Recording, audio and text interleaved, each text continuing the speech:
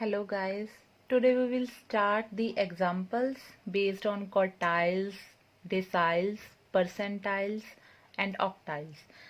Last video ਦੇ ਵਿੱਚ ਅਸੀਂ ਡਿਸਕਸ ਕੀਤੇ ਸੀ ਫਾਰਮੂਲਾਸ quartiles से, deciles से for individual series, discrete series, continuous series ਇਹਨਾਂ ਸਾਰਿਆਂ ਦੇ ਲਈ ਅਸੀਂ ਫਾਰਮੂਲਾਸ ਲਾਸਟ ਵੀਡੀਓ ਦੇ ਵਿੱਚ ਹੀ ਕਰ ਲਏ ਸੀ। ਹੁਣ ਅਸੀਂ ਉਹਨਾਂ ਫਾਰਮੂਲਾਜ਼ ਨੂੰ ਯੂਜ਼ ਕਰਕੇ ਆਪਣੇ ਕੁਐਸਚਨ ਸੋਲਵ ਕਰਨੇ ਹੈ। ਸੋ क्वेश्चन है फर्स्ट साडा from the following data find Q1, Q3, D5, P25, P67. Q denote quartiles, so असी फर्स्ट क्वार्टाइल फाइंड करना, थर्ड क्वार्टाइल फाइंड करना। D डिसाइल्स, D5 फाइंड करना, P परसेंटाइल्स और P25 and P67 ये असी find करने हैं। सो फर्स्ट स्टैप साडा है, फर्स्ट असी क्या करना है, अरेंज करना अपने डाटा नु in the ascending order. So first असी करिए अरेंज दी मार्क्स, सानू मार्क्स गिवन है, arrange the marks in ascending order. असी असेंडिंग ऑर्डर दे विच अपने मार्क्स नु की कर लेना, फर्स्ट अरेंज। असी पहला इंडिविजुअल सीरीज ਲਈ करांगे, फिर डिस्क्रीट ਲਈ सम करांगे एंड देन कंटीन्यूअस ਲਈ। सो फर्स्ट साडा इंडिविजुअल ਲਈ ਅਸੀਂ ਇਹਨੂੰ ਅਸੈਂਡਿੰਗ ਆਰਡਰ ਚ ਅਰੇਂਜ ਕਰ ਲਿਆ। ਅਸੈਂਡਿੰਗ ਆਰਡਰ मतलब सब तो छोटा, फिर उस तो ਵੱਡਾ, उस तो ਵੱਡਾ, मतलब सब तो छोटे एलिमेंट ਤੋਂ ਅਸੀਂ स्टार्ट करना है, सब तो छोटे मार्क्स ਤੋਂ। ਹਾਂਜੀ, स्मॉलेस्ट मार्क्स है ਸਾਡੇ ਕੋਲ 37, next 39, next is 41, 43, 45, 47, 49, 51, 3, 55 and last is 57. सो असी फर्स्ट डाटा नु अरेंज कर लिया असेंडिंग ऑर्डर और असी इत्थे n दी वैल्यू देख ली, नंबर कितना आ रहा 1 2 3 4 5 6 7 8 9 10 11। सो साडे कोल n दी वैल्यू है 11। कल असी फॉर्मूला कीता सी फॉर इंडिविजुअल सीरीज लई, असी फॉर्मूलाज कीते सी कि अगर असी क्वार्टाइल्स फाइंड करना होवे तो असी जर्नल फॉर्मूला कीता सी इंडिविजुअल सीरीज ला QI, क्यों कोई भी अगर असी क्वार्टाइल फाइंड करना हो दैन क्वार्टाइल मतलब डिवाइड द 4 करना है, n+1/4 तो आएगा ही आएगा, ठीक है। क्वार्टाइल्स ਲਈ n+1/4 अगर असी फर्स्ट क्वार्टाइल तो इत्थे 1 आ जाएगा, सैकेंड क्वार्टाइल तो इत्थे आई दी वैल्यू 2 आ जाएगी, थर्ड क्वार्टाइल फाइंड करना तो 3 आ जाएगा। सो असी इत्थों फाइंड आउट कर सकते हैं, एक क्वार्टाइल्स ਲਈ साडा फॉर्मूला है। नैक्सट असी इहदे विच डिसाइल फाइंड करना, डिसाइल दे विच n+1 बाय डिसाइल मतलब किन्ने इक्वल पार्ट्स डिवाइड करदा, 10 equal parts. So divided by की लिखना है 10, फॉर्मूला वही n+1 क्वार्टाइल्स ਲਈ डिवाइडेड बाय 4, डिसाइल्स ਲਈ डिवाइडेड बाय 10 और इत्थे आई आ जाएगा। अगर तुसी फर्स्ट डिसाइल फाइंड करना तो इत्थे 1 आ जाएगा, सैकेंड करना तो 2 3 4 ऐदी जेड़ा भी डिसाइल फाइंड करना। नैक्सट असी परसेंटाइल्स करना, परसेंटाइल्स अपने डाटा नु किन्ने पार्ट्स डिवाइड करता है 100। सो इत्थे फॉर्मूला सेम वही n+1 I n+1 divided by 100 आ जाएगा। सो इन्हां फॉर्मूला दे नाल असी अपना क्वेश्चन सॉल्व करांगे। सो फर्स्ट असी फाइंड करना है, नाउ असी फाइंड करना है Q1। सो Q1 दा फॉर्मूला, बिकॉज क्वार्टाइल दा फॉर्मूला है आई n+1/4, आई याद रखना क्वार्टाइल्स ਲਈ डिवाइडेड बाय 4। Q1 की आ जाएगा, आई दी जगह ते असी 1 लिख देंगे तो साडा फॉर्मूला बन जाएगा n+1 by value of n+1 by fourth item, that is value of n कितना है 11 +1 by fourth item which is equals to value of 11 + 1 is 12, 12 by fourth item, 12 by 4 मतलब वैल्यू ऑफ थर्ड आइटम। हाँ जी, तुसी अपने data नु ascending order च arrange किया, इस डाटा दे विचों असी केड़ी आइटम देखनी है, थर्ड आइटम देखनी है, स्टार्टिंग तो 1 2 3। सो थर्ड आइटम इत्थे कितनी है 41। सो साडा Q1 आ जाएगा 41। सो Q1 की वैल्यू आ जाएगी साडे कोल 41। सिमिलरली असी Q2 फाइंड करना है, सॉरी Q3 फाइंड करन दे लई ਫਾਰਮੂਲਾ ਇਹੀ, बट इत्थे आई की जगह तो देखो 3 है, जो ਇਹਦਾ फिक्स होएगा वही आई की वैल्यू आएगी। सो इत्थे आ जाएगा 3 value of 3n plus 1 by 4th item, that is value of 311 plus 1 by 4th item। सो ये कितना आ जाएगा 11 plus 1 12। सो ये आ जाएगा साडे को value of 12 3 36 by 4th item, that is साडे को आ गई वैल्यू ऑफ 9th आइटम। तुसी 36 ਨੂੰ 4 ਨਾਲ डिवाइड कर लो, साडे को 9 आ जाएगा।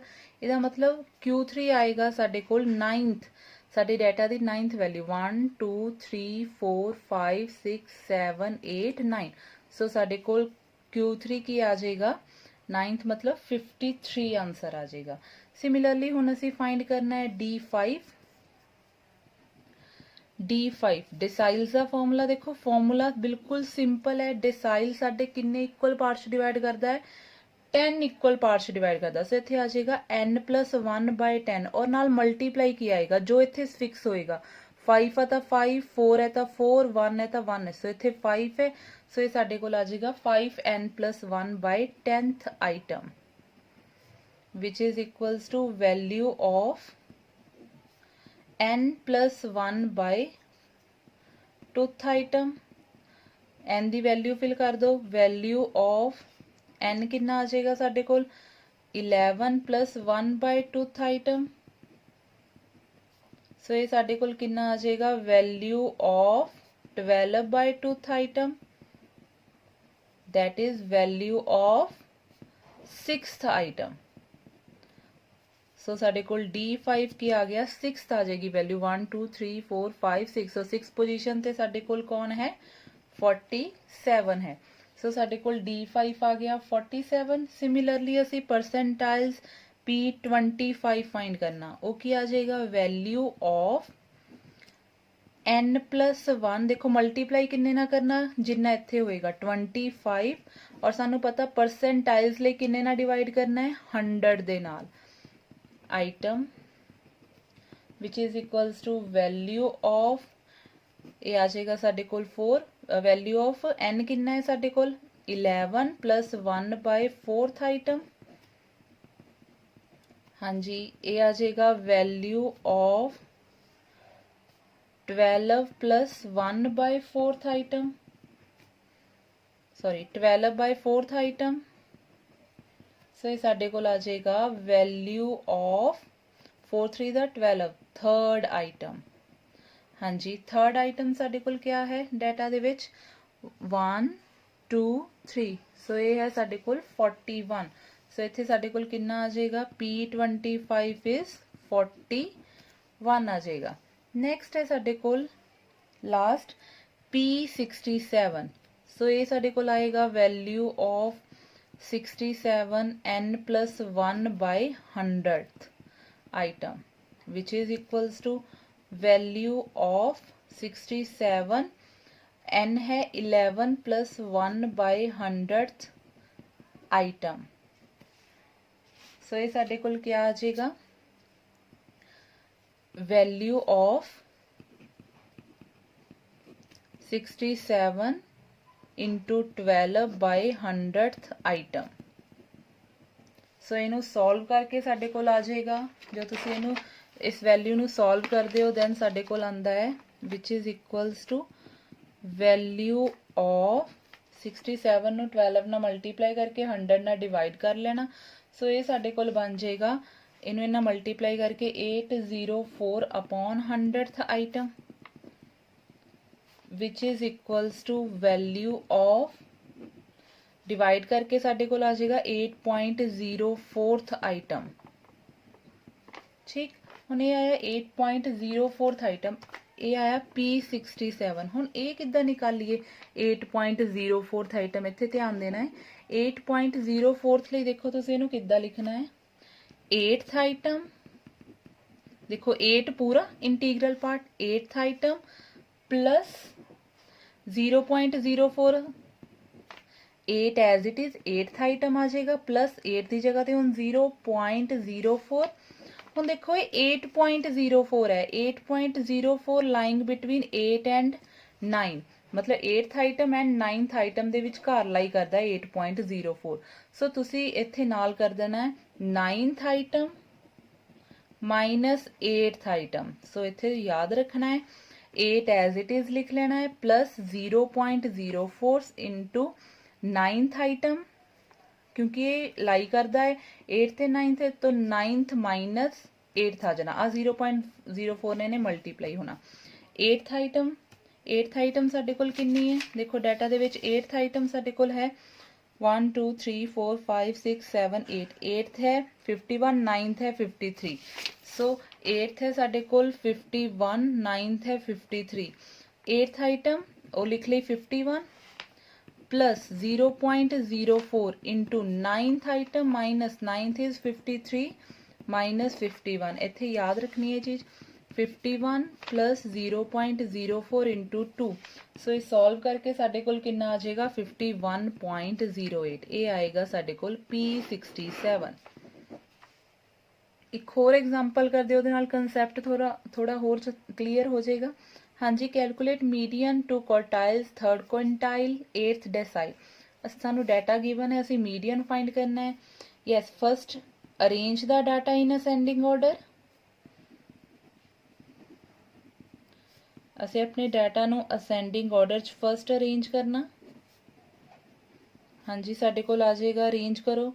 सब तो स्मॉलेस्ट टर्म है 11, फिर 12, 14, 18, 22, 26, 30, 32, 35 एंड 41। और ये n साडे कोल कितना है 5 6 7 8 9 10। सो n दी वैल्यू साडे कोल है 10। सो फर्स्ट असी फाइंड करन लगे हैं मीडियन। मीडियन दा फॉर्मूला सानू पता है क्या हुंदा है, n+1 बाय टूथ आइटम। हाँ जी, n कितना है 10+1 by tooth item, that is 11 by tooth item.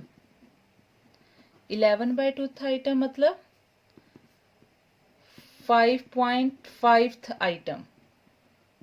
So ये तो मैं तुहानू फॉर्मूला कराया था, असी अगर ये फाइंड आउट करना होवे तो असी की करते हैं 5.5 देख लेने, 5.5 5 ते 6 वैल्यू दे विच लाई करदा। सो तुसी ਇਹਦਾ मीडियन ले लेंदे ਹੁੰਨੇ ਆ। सो मीडियन क्या आएगा साडे को, median is arithmetic mean of 5th and 6th item. ये मीडियन दे ਲਈ है, क्योंकि ਅਸੀਂ मीडियन ਦਾ ਪਹਿਲੇ ਹੀ ਫਾਰਮੂਲਾ ਸਟੱਡੀ ਕੀਤਾ ਹੋਇਆ इंडिविजुअल सीरीज ਲਈ। अगर तो ये ऑड आंदा है दैन मिडल वैल्यू आएगी, अगर ये ईवन आंदा है दैन तुसी मतलब ਜਿਹੜੀਆਂ वैल्यू दो वैल्यूज ਦੇ ਵਿੱਚ लाई करदा ਉਹਨਾਂ दोनों मिडल टर्म्स ਦਾ तुसी मीन ਲੈਣਾ ਹੁੰਦਾ है। सो इत्थे मीडियन क्या आ जाएगा 5th and 6th term, 5th and 6th term ਦਾ ਤੁਸੀਂ ਕੀ ਲੈਣਾ ਹੈ median. 22 plus 26 by 2 is 48 by 2 is 24। So साडा मीडियन आ जाएगा।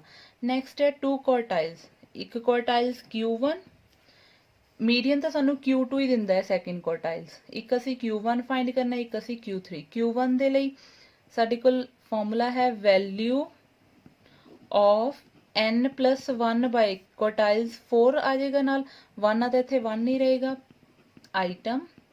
ये आ जाएगा वैल्यू ऑफ, हाँ जी n दी वैल्यू साडे कोल है 10।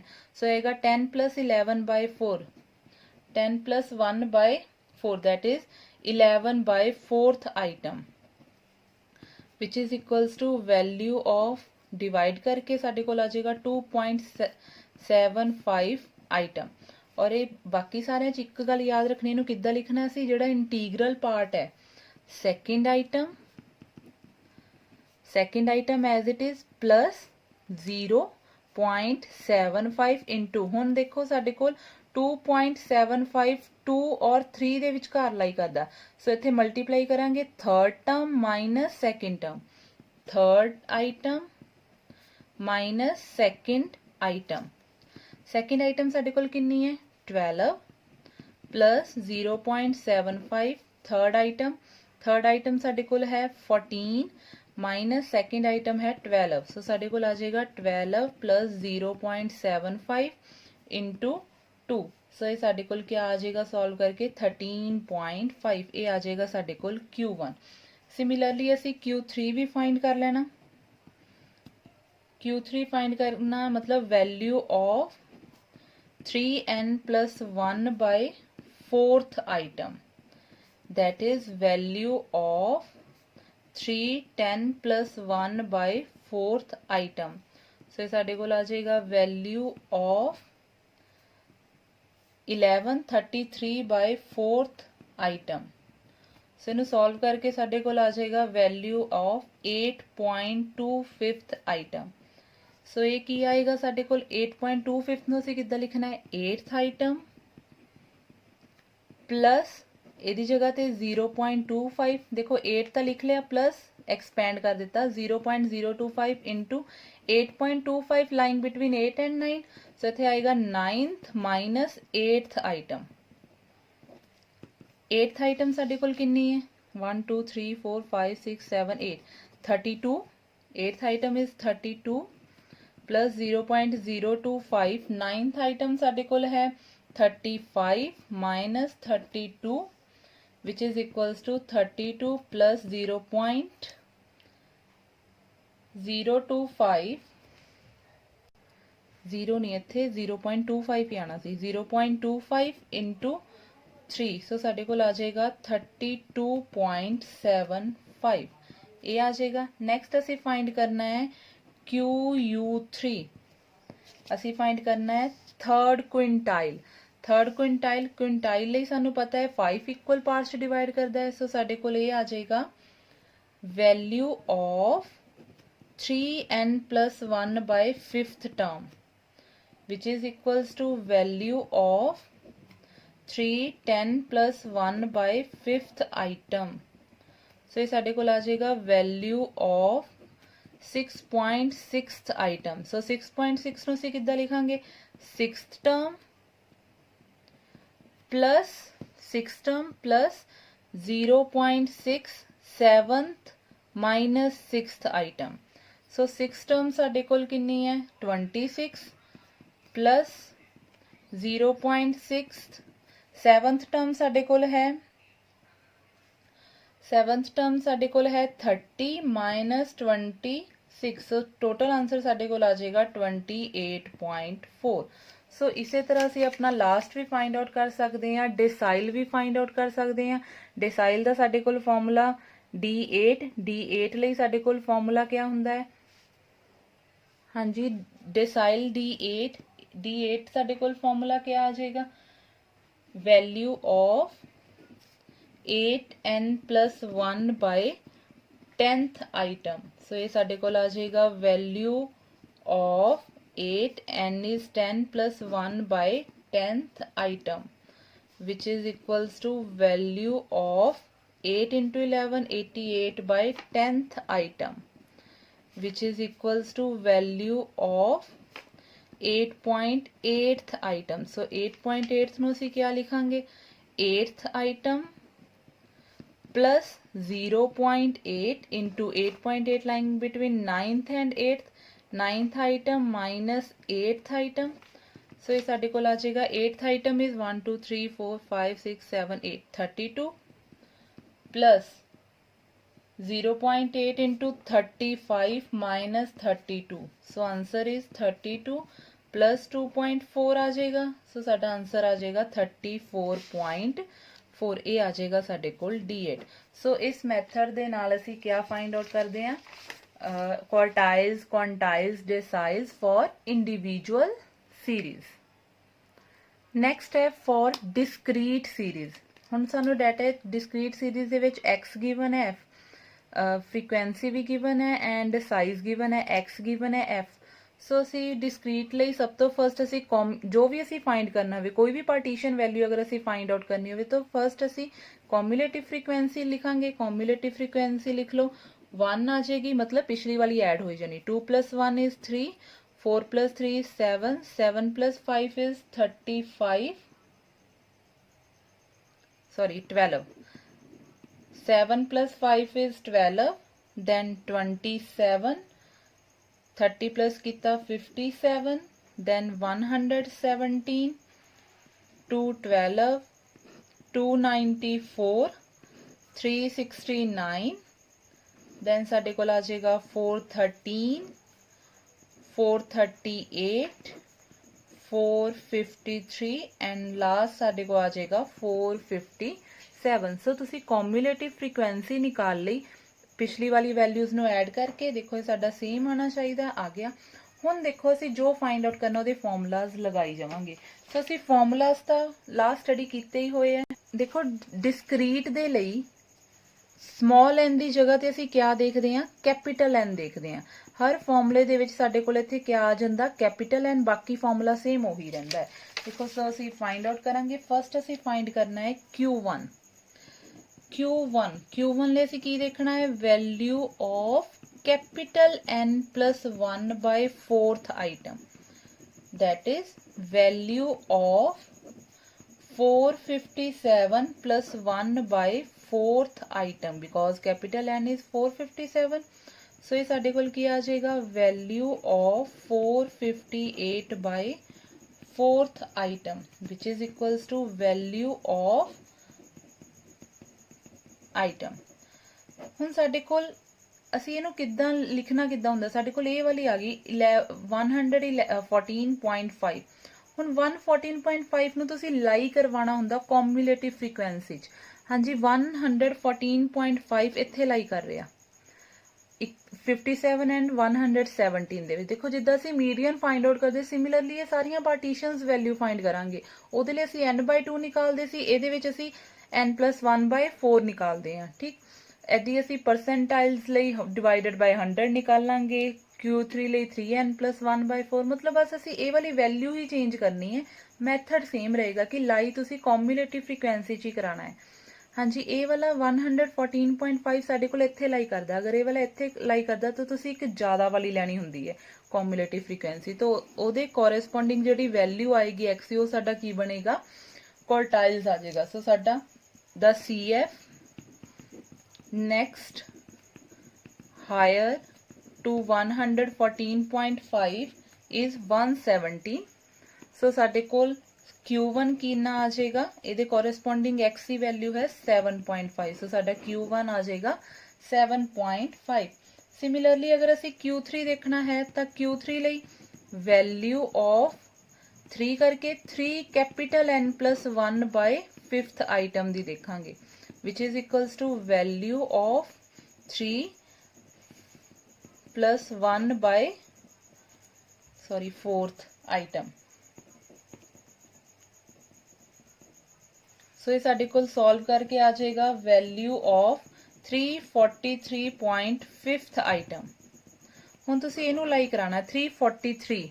ਸੋ 343 ਸਾਡਾ ਇੱਥੇ ਲਾਈ ਕਰ ਰਿਹਾ, ਤਾਂ ਇੱਕ ਜ਼ਿਆਦਾ ਲੈ ਲੈਣੀ, ਤਾਂ ਉਹਦੇ ਕੋਰਸਪੋਂਡਿੰਗ ਜਿਹੜੀ XC ਵੈਲਿਊ ਆਏਗੀ ਉਹ ਸਾਡਾ ਕੀ ਆਏਗਾ, ਕੁਆਰਟਾਈਲ। ਸੋ ਸਾਡੇ ਕੋਲ Q3 ਕਿੰਨਾ ਆ ਗਿਆ, 9 ਆ ਗਿਆ। ਠੀਕ, ਹੁਣ ਨੈਕਸਟ ਅਸੀਂ ਨਿਕਾਲਣਾ ਹੈ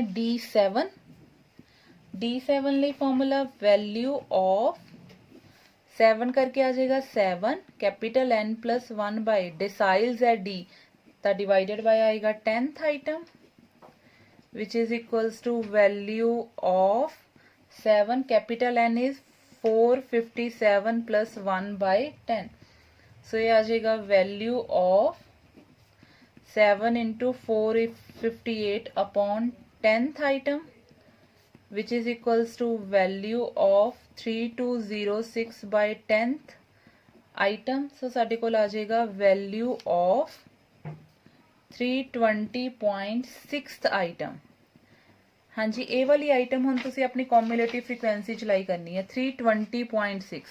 सो 320.6 भी साडा इत्थे ही लाई कर रहा है इन्हां दोनों वैल्यूज दे। सो तुसी एक ज़्यादा वाली लैनी हुंदी, सो इहदा भी साडा D7 भी किन्ना आएगा, सो D7 भी साडे कोल किन्ना आ जाएगा 9.0 ही आ जाएगा। नेक्स्ट है P46, P is percentiles, so value of 46 करके आ जाएगा 46 कैपिटल N plus 1 percentiles करके divided by 100th item, which is equals to value of 46 so इत्थे प्लस करके 458 आ जाएगा divided by 100th item which is equals to value of. हुण देखो तुसी ये वाली आइटम्स अपनी कॉम्यूलेटिव फ्रीक्वेंसी निकालनी है 210.68 वो इत्थे लाई कर रही देखो 210.68 लाइंग बिटवीन 117 एंड 212 बट असी कॉम्यूलेटिव फ्रीक्वेंसी एक ज्यादा वाली लैनी हुंदी है तो ज्यादा वाली सो ये आ गई 212 सो ये वाला साडे कोल की आ जाएगा परसेंटाइल्स केड़ा परसेंटाइल्स 46 P46 आ जाएगा साडे कोल 8 सो इस मैथड दे नाल तुसी क्या कर सकते हैं अपनी डिस्क्रीट सीरीज दे विचों कंप्यूट कर सकते हैं पार्टीशनस वैल्यूज सो तुहानू कोई भी पार्टीशन वैल्यू फाइंड आउट करने लिए दिती होएगी सो तुसी अपने फॉर्मूलेज नू याद रखना है और मैथड यही होएगा डिस्क्रीट ਲਈ पहला तुसी ਉਹ वाली आइटम्स निकाल लो ਉਹਨੂੰ ਕੌਮੂਲੇਟਿਵ ਫ੍ਰੀਕੁਐਂਸੀ ਵਿੱਚ ਦੇਖ ਲਓ ਕਿ ਉਹ ਕਿੱਥੇ ਲਾਈ ਕਰਦੀ ਉਤੋਂ ਕੌਮੂਲੇਟਿਵ ਫ੍ਰੀਕੁਐਂਸੀ ਨੈਕਸਟ ਹਾਇਰ ਵਾਲੀ ਤੁਸੀਂ ਕੀ ਲੈਣੀ ਹੁੰਦੀ ਹੈ अपना जे मीडियन है तो मीडियन क्वार्टाइल्स है तो क्वार्टाइल्स परसेंटाइल्स है तो परसेंटाइल्स ओके थैंक यू।